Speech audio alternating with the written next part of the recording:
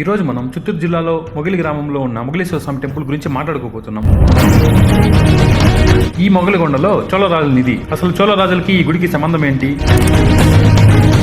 ఈ గుడిలో దేవుడు తానే పుట్టాడు అనడానికి ప్రూఫ్స్ ఉన్నాయా?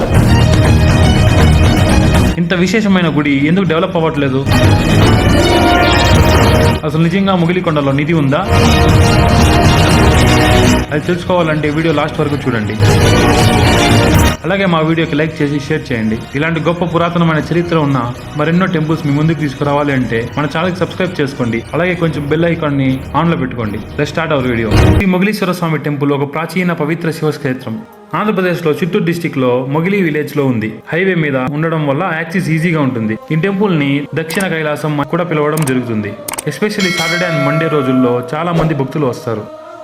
ఒకరోజు మొగిలి గ్రామానికి చెందిన మొగిలెప్ప అనే రైతు తన తోటల్లో కింద ఉన్న లింక్ క్లిక్ చేయండి.